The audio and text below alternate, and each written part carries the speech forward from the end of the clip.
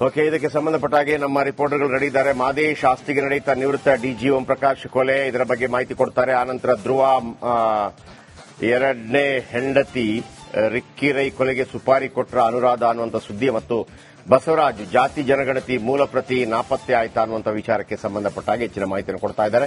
So ಬನ್ನಿ, ನಿವೃತ್ತ DGP ಸ್ಟೋರಿಯನ್ನು ತಗೊಳ್ತಾ ಇದ್ದಾರೆ ನನ್ನ ಕಲೀಗ್ ನಿಕೇಶ್. ನಿವೃತ್ತ DGP Om Prakash deadly murder case ವಿಚಾರಕ್ಕೆ, ಆಸ್ತಿ ವಿಚಾರಕ್ಕೆ ನಿವೃತ್ತ ಪೊಲೀಸ್ ಅಧಿಕಾರಿ ಮರ್ಡರ್ ಆಯ್ತಾ? ಓಂ ಪ್ರಕಾಶ್ಗೆ ಬರೋಬ್ಬರಿ 10 ಬಾರಿ ಇರ್ದಿದ್ಲ ಪತ್ನಿ. ಕೊಲೆ ಮಾಡಿ ಐ ಕಿಲ್ಡ್ ಮಾನ್ಸ್ಟರ್ ಅಂದ್ರೆ ರಾಕ್ಷಸನನ್ನ ಕೊಲೆ ಮಾಡಿದೆ ಅಂತ ಪತ್ನಿನೇ ಹೇಳಿದ್ದಾಳೆ. ಇನ್ನು HSR ಪೊಲೀಸ್ ಠಾಣೆಯಲ್ಲಿ ಪತ್ನಿ ಪಲ್ಲವಿ ಪುತ್ರಿ ಕೃತಿಗೆ ಡ್ರಿಲ್ ಆಯಿತು. ಈ ವೇಳೆ ಓಂ ಪ್ರಕಾಶ್ ಪುತ್ರಿ ಕೃತಿ ಭಾರಿ ಹೈಡ್ರಾಮವನ್ನು ನಡೆಸಿದ್ದಾಳೆ.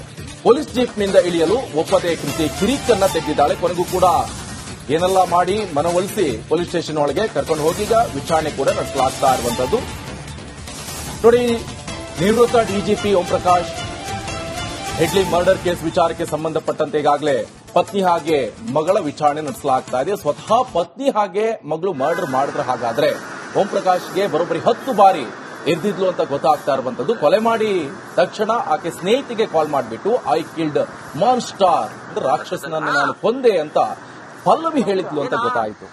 HSR ಪೊಲೀಸ್ ಠಾಣೆಯಲ್ಲಿ ಈಗ ಸದ್ಯ ಪತ್ನಿ ಹಾಗೆ ಪಲ್ಲವಿ ಅವರನ್ನ ತೀವ್ರ ವಿಚಾರಣೆ ನಡೆಸಲಾಗ್ತಾ ಇದೆ. ವಿಚಾರಣೆ ನಡೆಸಿದ್ರು, ಆಮೇಲೆ ಕರ್ಕೊಂಡು ಹೋಗಿ ವಾಪಸ್. ಈ ವೇಳೆ ಓಂ ಪ್ರಕಾಶ್ ಪುತ್ರಿ ಕೃತಿ ಭಾರಿ ಹೈಡ್ರಾಮಾ ಮಾಡಿದ್ದಾರೆ ಅಂತೇಳಿ ಸುದ್ದಿ ಬರ್ತಾ ಇದೆ. ಪೊಲೀಸ್ ಜೀಪ್ನಿಂದ ಇಳಿಯಲು ಒಪ್ಪದೆ ಕಿರಿಕ್ ಮಾಡಿದ್ರು ಅಂತ ಹೇಳಿ. ಯಾಕಂದ್ರೆ ಇವರಿಗೆಲ್ಲ ಏನಾಗಿರುತ್ತೆ, ಈ ಪೊಲೀಸ್ ಎಲ್ಲ ಅವತ್ತು ಆ ರನ್ಯ ಅನ್ನೋಳು ಅಷ್ಟೇ ಪೊಲೀಸ್ಗೆ ಸಂಬಂಧಪಟ್ಟವರು, ಇವರಿಗೆಲ್ಲ ಒಂದು ಮೈಲೇಜ್ ಸಿಕ್ಕಿರುತ್ತೆ, ನಾನು ಅವ್ರ ಮಗಳು ಇವಳು ಮಗಳು ಅಂತೇಳಿ. ಆದ್ರೆ ನೀವು ಅಪರಾಧಗಳನ್ನ ಮಾಡಿರುವಂತ ಸಂದರ್ಭದಲ್ಲಿ ಪಾಪ ಅವರು ಅಪರಾಧ ಮಾಡಿದ್ದಾರೆ ಅಂತಲ್ಲ, ಆದ್ರೆ ಕೇಳುವಂತದ್ದು ಕೇಳಲೇಬೇಕಾಗತ್ತಲ್ಲ. ಈಗ ಓಂ ಪ್ರಕಾಶ್ ಅವರನ್ನ ಒಬ್ಬರೇ ಆಕೆ ಮಾಡಿದ್ದ, ಮಗಳು ಹೆಲ್ಪ್ ಮಾಡಿದ್ಲ, ಮತ್ತೊಂದಿರುತ್ತಲ್ಲ ಆ ದೃಶ್ಯಾವಳಿಗಳು ಸ್ವಲ್ಪ ತೋರಿಸಿ ಫುಲ್ ಫ್ರೇಮ್ ತಗೊಳ್ಳಿ. ನೋಡಿ, ಅವರ ಹೆಂಡತಿಯನ್ನ ಮತ್ತು ಮಗಳನ್ನ ಅಲ್ಲಿಗೆ ಕರ್ಕೊಂಡು ಹೋಗುವಂತ ದೃಶ್ಯಗಳು, ಪೊಲೀಸ್ ಸ್ಟೇಷನ್ಗೆ ಕರ್ಕೊಂಡು ಹೋಗುವಂತ ದೃಶ್ಯಗಳನ್ನು ನೀವು ಗಮನಿಸ್ತಾ ಇದ್ದೀರಿ. ಮತ್ತೊಂದು ಕಡೆ ಪಲ್ಲವಿ ಐ ಕಿಲ್ಡ್ ಮಾನ್ಸ್ಟರ್ ಅಂತಾರಂತೆ, ಅಂದ್ರೆ ನಾನು ರಾಕ್ಷಸನನ್ನ ಕೊಂದೆ ಅನ್ನುವಂತ ರೀತಿಯಲ್ಲಿ. ಅದಕ್ಕಿಂತ ಮೊದಲು ಒಂದು 2-3 ದಿನಗಳ ಹಿಂದೆ ಅವರು ಇದ್ದವರಿಗೆಲ್ಲ IPS ಸೆಕ್ಷನ್ ಇರುತ್ತಲ್ಲ, ಸಾಧಾರಣವಾಗಿ ನಾವೊಂದು ಗ್ರೂಪ್ ಮಾಡಿರ್ತೇವೆ. ಈಗ ಟೀಚರ್ಸ್ಗಳಾಗಿದ್ರೆ ಟೀಚರ್ಸ್ಗಳ ಒಂದು ಗ್ರೂಪ್ ಇರುತ್ತೆ, ಪೋಸ್ಟ್ ಮ್ಯಾನ್ ಕೆಲಸ ಮಾಡಿದ್ರೆ ಅವ್ರದ್ದೊಂದು ಗ್ರೂಪ್ ಇರುತ್ತೆ, ಹಾಗೇನೆ ಕಲೀಗ್ಸ್ಗಳಿರ್ತಾರಲ್ಲ ಕಲೀಗ್ಸ್ಗಳದೊಂದು ಗ್ರೂಪ್ ಇರುತ್ತೆ. ಸಾಧಾರಣವಾಗಿ ನಾವು ಒಂದು ಊರಿಂದ ಬಂದಿದ್ರೆ, ಈಗ ಚಿಕ್ಕಮಗಳೂರಿಂದ ಬಂದಿದ್ರೆ ಚಿಕ್ಕಮಗಳೂರಿನ ಆಫೀಸ್ ಅವರೆಲ್ಲರೂ ಒಂದೇ ಕಡೆ ಕೆಲಸ ಮಾಡ್ತಾ ಇದ್ರೆ ಎಲ್ಲರೂ ಸೇರಿ ಒಂದು ಗ್ರೂಪ್ ಮಾಡಿರ್ತೀವಿ. ನಾವು ಚಿಕ್ಕಮಗಳೂರವರು ಮತ್ತೊಂದು ಇದ್ದೇ ಗುಡ್, ಅದು ಬೇಕು, ಆ ತರ ಇಲ್ಲ ಅಂತಲ್ಲ. ಆಮೇಲೆ ಈ ಜಾತಿ ಗೀತಿಗಿಂತ ನಾವು ಒಕ್ಕಲಿಗರು, ನಾವು ಲಿಂಗಾಯತರು, ನಾವು ಬ್ರಾಹ್ಮಣರು, ನಾವು ಬಂಟರು, ನಾವು ದಲಿತರು ಅಂತ ಗ್ರೂಪ್ ಮಾಡೋದಕ್ಕಿಂತ ಊರಿನ ಗ್ರೂಪ್ ಮಾಡಿದ್ರೆ ಒಳ್ಳೇದು ನನ್ನ ಪ್ರಕಾರ. ಅಂದ್ರೆ ನಾನು ಹೇಳಿದ್ರೆ IPSಗಳ ಗ್ರೂಪ್ ಇರುತ್ತೆ. ಅವರು IPS ಅಂದ್ರೆ ನಾನು ಹೇಳಿದ್ನಲ್ಲ, ಅದು ಸಣ್ಣದಲ್ಲ, ಅದು ಎಲ್ಲ ಕೇಂದ್ರದಿಂದ ನಿಯೋಜನೆಗೊಳ್ಳುವಂಥದ್ದು. ಆಮೇಲೆ ಇವರು ಎಷ್ಟು ಆಸ್ತಿ ಪಾಸ್ತಿ ಮಾಡಿದ್ರು ಕೂಡ ಪ್ರಶ್ನೆ ಮಾಡೋಕ್ಕೂ ಆಗಲ್ಲ. ಭ್ರಷ್ಟಾಚಾರ ಪ್ರಕರಣದಲ್ಲಿ ಅವರ ವಿರುದ್ಧ ಕ್ರಮ ಕೈಗೊಳ್ತೀವಿ, ಆಗಲ್ಲ, ಎಲ್ಲ UPSCನೇ ಮಾಡಬೇಕು.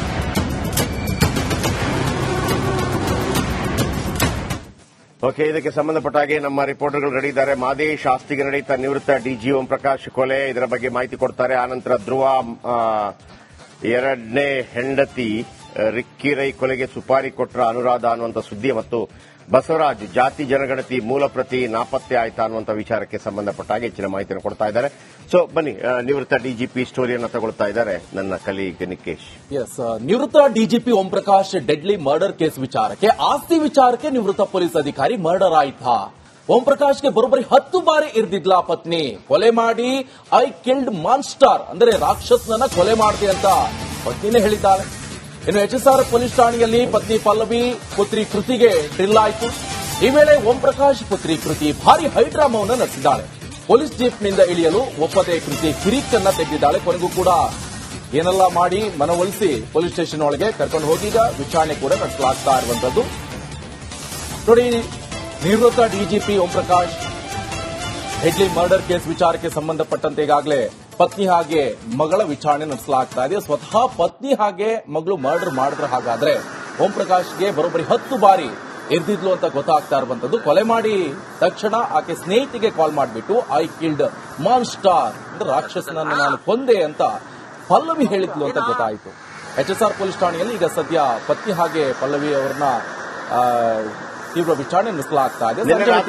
ವಿಚಾರಣೆ ನಡೆಸಿದ್ರು, ಆಮೇಲೆ ಕರ್ಕೊಂಡು ಹೋಗಿ ವಾಪಸ್. ಈ ವೇಳೆ ಓಂ ಪ್ರಕಾಶ್ ಪುತ್ರಿ ಕೃತಿ ಭಾರಿ ಹೈಡ್ರಾಮಾ ಮಾಡಿದ್ದಾರೆ ಅಂತೇಳಿ ಸುದ್ದಿ ಬರ್ತಾ ಇದೆ. ಪೊಲೀಸ್ ಜೀಪ್ನಿಂದ ಇಳಿಯಲು ಒಪ್ಪದೆ ಕಿರಿಕ್ ಮಾಡಿದ್ರು ಅಂತ ಹೇಳಿ. ಯಾಕಂದ್ರೆ ಇವರಿಗೆಲ್ಲ ಏನಾಗಿರುತ್ತೆ, ಈ ಪೊಲೀಸ್ ಎಲ್ಲ ಅವತ್ತು ಆ ರಣ್ಯನೋಳು ಅಷ್ಟೇ ಪೊಲೀಸ್ಗೆ ಸಂಬಂಧಪಟ್ಟವರು, ಇವರಿಗೆಲ್ಲ ಒಂದು ಮೈಲೇಜ್ ಸಿಕ್ಕಿರುತ್ತೆ, ನಾನು ಅವ್ರ ಮಗಳು ಇವಳು ಮಗಳು ಅಂತೇಳಿ. ಆದ್ರೆ ನೀವು ಅಪರಾಧಗಳನ್ನ ಮಾಡಿರುವಂತ ಸಂದರ್ಭದಲ್ಲಿ ಪಾಪ ಅವರು ಅಪರಾಧ ಮಾಡಿದ್ದಾರೆ ಅಂತಲ್ಲ, ಆದ್ರೆ ಕೇಳುವಂತದ್ದು ಕೇಳಲೇಬೇಕಾಗತ್ತಲ್ಲ. ಈಗ ಓಂ ಪ್ರಕಾಶ್ ಅವರನ್ನ ಒಬ್ಬರೇ ಆಕೆ ಮಾಡಿದ್ದ, ಮಗಳು ಹೆಲ್ಪ್ ಮಾಡಿದ್ಲ ಮತ್ತೊಂದಿರುತ್ತಲ್ಲ, ಆ ದೃಶ್ಯಾವಳಿಗಳು ಸ್ವಲ್ಪ ತೋರಿಸಿ ಫುಲ್ ಫ್ರೇಮ್ ತಗೊಳ್ಳಿ ನೋಡಿ. ಅವರ ಹೆಂಡತಿಯನ್ನ ಮತ್ತು ಮಗಳನ್ನ ಅಲ್ಲಿಗೆ ಕರ್ಕೊಂಡು ಹೋಗುವಂತ ದೃಶ್ಯಗಳು, ಪೊಲೀಸ್ ಸ್ಟೇಷನ್ಗೆ ಕರ್ಕೊಂಡು ಹೋಗುವಂತ ದೃಶ್ಯಗಳನ್ನು ನೀವು ಗಮನಿಸ್ತಾ ಇದ್ದೀರಿ. ಮತ್ತೊಂದು ಕಡೆ ಪಲ್ಲವಿ ಐ ಕಿಲ್ಡ್ ಮಾನ್ಸ್ಟರ್ ಅಂತಾರಂತೆ, ಅಂದ್ರೆ ನಾನು ರಾಕ್ಷಸನನ್ನ ಕೊಂದೆ ಅನ್ನುವಂತ ರೀತಿಯಲ್ಲಿ. ಅದಕ್ಕಿಂತ ಮೊದಲು ಒಂದು 2-3 ದಿನಗಳ ಹಿಂದೆ ಅವರು ಇದ್ದವರಿಗೆಲ್ಲ IPS ಸೆಕ್ಷನ್ ಇರುತ್ತಲ್ಲ, ಸಾಧಾರಣವಾಗಿ ನಾವೊಂದು ಗ್ರೂಪ್ ಮಾಡಿರ್ತೇವೆ. ಈಗ ಟೀಚರ್ಸ್ಗಳಾಗಿದ್ರೆ ಟೀಚರ್ಸ್ಗಳ ಒಂದು ಗ್ರೂಪ್ ಇರುತ್ತೆ, ಪೋಸ್ಟ್ ಮ್ಯಾನ್ ಕೆಲಸ ಮಾಡಿ ಅವ್ರದ್ದೊಂದು ಗ್ರೂಪ್ ಇರುತ್ತೆ, ಹಾಗೇನೆ ಕಲೀಗ್ಸ್ಗಳಿರ್ತಾರಲ್ಲ ಕಲೀಗ್ಸ್ಗಳದೊಂದು ಗ್ರೂಪ್ ಇರುತ್ತೆ. ಸಾಧಾರಣವಾಗಿ ನಾವು ಒಂದು ಊರಿಂದ ಬಂದಿದ್ರೆ, ಈಗ ಚಿಕ್ಕಮಗಳೂರಿಂದ ಬಂದಿದ್ರೆ, ಚಿಕ್ಕಮಗಳೂರಿನ ಆಫೀಸ್ ಅವರೆಲ್ಲರೂ ಒಂದೇ ಕಡೆ ಕೆಲಸ ಮಾಡ್ತಾ ಇದ್ರೆ ಎಲ್ಲರೂ ಸೇರಿ ಒಂದು ಗ್ರೂಪ್ ಮಾಡಿರ್ತೀವಿ. ನಾವು ಚಿಕ್ಕಮಗಳೂರವರು ಮತ್ತೊಂದು ಇದ್ದೇ ಗುಡ್, ಅದು ಬೇಕು, ಆತರ ಇಲ್ಲ ಅಂತಲ್ಲ. ಆಮೇಲೆ ಈ ಜಾತಿಗೀತಿಗಿಂತ ನಾವು ಒಕ್ಕಲಿಗರು, ನಾವು ಲಿಂಗಾಯತರು, ನಾವು ಬ್ರಾಹ್ಮಣರು, ನಾವು ಬಂಟರು, ನಾವು ದಲಿತರು ಅಂತ ಗ್ರೂಪ್ ಮಾಡೋದಕ್ಕಿಂತ ಊರಿನ ಗ್ರೂಪ್ ಮಾಡಿದ್ರೆ ಒಳ್ಳೇದು ನನ್ನ ಪ್ರಕಾರ. ಅಂದ್ರೆ ನಾನು ಹೇಳಿದ್ರೆ IPS ಗಳ ಗ್ರೂಪ್ ಇರುತ್ತೆ. ಅವರು IPS ಅಂದ್ರೆ ನಾನು ಹೇಳಿದ್ನಲ್ಲ, ಅದು ಸಣ್ಣದಲ್ಲ, ಅದು ಎಲ್ಲ ಕೇಂದ್ರದಿಂದ ನಿಯೋಜನೆಗೊಳ್ಳುವಂಥದ್ದು. ಆಮೇಲೆ ಇವರು ಎಷ್ಟು ಆಸ್ತಿ ಪಾಸ್ತಿ ಮಾಡಿದ್ರು ಕೂಡ ಪ್ರಶ್ನೆ ಮಾಡೋಕ್ಕೂ ಆಗಲ್ಲ. ಭ್ರಷ್ಟಾಚಾರ ಪ್ರಕರಣದಲ್ಲಿ ಅವರ ವಿರುದ್ಧ ಕ್ರಮ ಕೈಗೊಳ್ತೀವಿ, ಆಗಲ್ಲ ಎಲ್ಲ.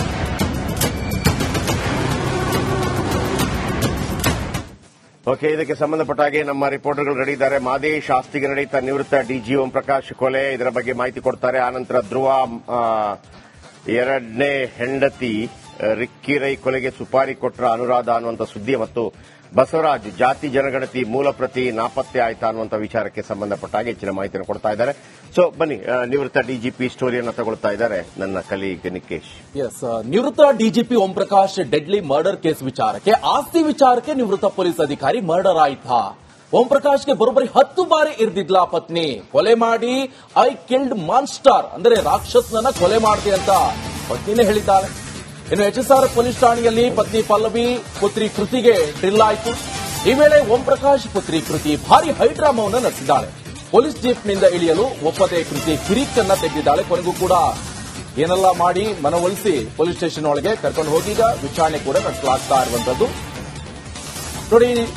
ನಿವೃತ್ತ DGP Om Prakash deadly murder case ವಿಚಾರಕ್ಕೆ ಸಂಬಂಧಪಟ್ಟಂತೆ ಈಗಾಗಲೇ ಪತ್ನಿ ಹಾಗೆ ಮಗಳ ವಿಚಾರಣೆ ನಡೆಸಲಾಗ್ತಾ ಇದೆ. ಸ್ವತಃ ಪತ್ನಿ ಹಾಗೆ ಮಗಳು ಮರ್ಡರ್ ಮಾಡಿದ್ರೆ ಹಾಗಾದ್ರೆ ಓಂ ಪ್ರಕಾಶ್ಗೆ ಬರೋಬ್ಬರಿ 10 ಬಾರಿ ಎರ್ದಿದ್ಲು ಅಂತ ಗೊತ್ತಾಗ್ತಾ ಇರುವಂತದ್ದು. ಕೊಲೆ ಮಾಡಿ ತಕ್ಷಣ ಆಕೆ ಸ್ನೇಹಿತಿಗೆ ಕಾಲ್ ಮಾಡಿಬಿಟ್ಟು ಐ ಕಿಲ್ಡ್ ಮಾನ್ಸ್ಟರ್ ಅಂದ್ರೆ ರಾಕ್ಷಸನನ್ನು ನಾನು ಕೊಂದೆ ಅಂತ ಪಲ್ಲವಿ ಹೇಳಿದ್ಲು ಅಂತ ಗೊತ್ತಾಯಿತು. HSR ಪೊಲೀಸ್ ಠಾಣೆಯಲ್ಲಿ ಈಗ ಸದ್ಯ ಪತ್ನಿ ಹಾಗೆ ಪಲ್ಲವಿ ಅವರನ್ನ ತೀವ್ರ ವಿಚಾರಣೆ ನಡೆಸಲಾಗ್ತಾ ಇದೆ.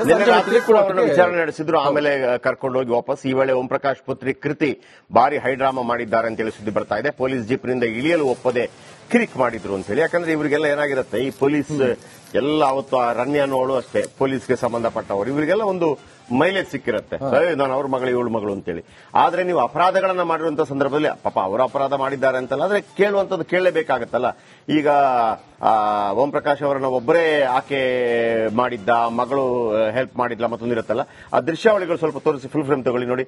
ಅವರ ಹೆಂಡತಿಯನ್ನ ಮತ್ತು ಮಗಳನ್ನ ಅಲ್ಲಿಗೆ ಕರ್ಕೊಂಡು ಹೋಗುವಂತ ದೃಶ್ಯಗಳು, ಪೊಲೀಸ್ ಸ್ಟೇಷನ್ಗೆ ಕರ್ಕೊಂಡು ಹೋಗುವಂತ ದೃಶ್ಯಗಳನ್ನು ನೀವು ಗಮನಿಸ್ತಾ ಇದ್ದೀರಿ. ಮತ್ತೊಂದು ಕಡೆ ಪಲ್ಲವಿ ಐ ಕಿಲ್ಡ್ ಮಾನ್ಸ್ಟರ್ ಅಂತಾರಂತೆ, ಅಂದ್ರೆ ನಾನು ರಾಕ್ಷಸನನ್ನ ಕೊಂದೆ ಅನ್ನುವಂತ ರೀತಿಯಲ್ಲಿ. ಅದಕ್ಕಿಂತ ಮೊದಲು ಒಂದು 2-3 ದಿನಗಳ ಹಿಂದೆ ಅವರು ಇದ್ದವರಿಗೆಲ್ಲ IPS ಸೆಕ್ಷನ್ ಇರುತ್ತಲ್ಲ, ಸಾಧಾರಣವಾಗಿ ನಾವೊಂದು ಗ್ರೂಪ್ ಮಾಡಿರ್ತೇವೆ. ಈಗ ಟೀಚರ್ಸ್ಗಳಾಗಿದ್ರೆ ಟೀಚರ್ಸ್ಗಳ ಒಂದು ಗ್ರೂಪ್ ಇರುತ್ತೆ, ಪೋಸ್ಟ್ ಮ್ಯಾನ್ ಕೆಲಸ ಮಾಡಿ ಅವ್ರದ್ದೊಂದು ಗ್ರೂಪ್ ಇರುತ್ತೆ, ಹಾಗೇನೆ ಕಲೀಗ್ಸ್ಗಳಿರ್ತಾರಲ್ಲ ಕಲೀಗ್ಸ್ಗಳದೊಂದು ಗ್ರೂಪ್ ಇರುತ್ತೆ. ಸಾಧಾರಣವಾಗಿ ನಾವು ಒಂದು ಊರಿಂದ ಬಂದಿದ್ರೆ, ಈಗ ಚಿಕ್ಕಮಗಳೂರಿಂದ ಬಂದಿದ್ರೆ, ಚಿಕ್ಕಮಗಳೂರಿನ ಆಫೀಸ್ ಅವರೆಲ್ಲರೂ ಒಂದೇ ಕಡೆ ಕೆಲಸ ಮಾಡ್ತಾ ಇದ್ರೆ ಎಲ್ಲರೂ ಸೇರಿ ಒಂದು ಗ್ರೂಪ್ ಮಾಡಿರ್ತೀವಿ. ನಾವು ಚಿಕ್ಕಮಗಳೂರವರು ಮತ್ತೊಂದು ಇದ್ದೇ ಗುಡ್, ಅದು ಬೇಕು, ಆತರ ಇಲ್ಲ ಅಂತಲ್ಲ. ಆಮೇಲೆ ಈ ಜಾತಿಗೀತಿಗಿಂತ ನಾವು ಒಕ್ಕಲಿಗರು, ನಾವು ಲಿಂಗಾಯತರು, ನಾವು ಬ್ರಾಹ್ಮಣರು, ನಾವು ಬಂಟರು, ನಾವು ದಲಿತರು ಅಂತ ಗ್ರೂಪ್ ಮಾಡೋದಕ್ಕಿಂತ ಊರಿನ ಗ್ರೂಪ್ ಮಾಡಿದ್ರೆ ಒಳ್ಳೇದು ನನ್ನ ಪ್ರಕಾರ. ಅಂದ್ರೆ ನಾನು ಹೇಳಿದ್ರೆ IPS ಗಳ ಗ್ರೂಪ್ ಇರುತ್ತೆ. ಅವರು IPS ಅಂದ್ರೆ ನಾನು ಹೇಳಿದ್ನಲ್ಲ, ಅದು ಸಣ್ಣದಲ್ಲ, ಅದು ಎಲ್ಲ ಕೇಂದ್ರದಿಂದ ನಿಯೋಜನೆಗೊಳ್ಳುವಂಥದ್ದು. ಆಮೇಲೆ ಇವರು ಎಷ್ಟು ಆಸ್ತಿ ಪಾಸ್ತಿ ಮಾಡಿದ್ರು ಕೂಡ ಪ್ರಶ್ನೆ ಮಾಡೋಕ್ಕೂ ಆಗಲ್ಲ. ಭ್ರಷ್ಟಾಚಾರ ಪ್ರಕರಣದಲ್ಲಿ ಅವರ ವಿರುದ್ಧ ಕ್ರಮ ಕೈಗೊಳ್ತೀವಿ, ಆಗಲ್ಲ ಎಲ್ಲ UPSCನೇ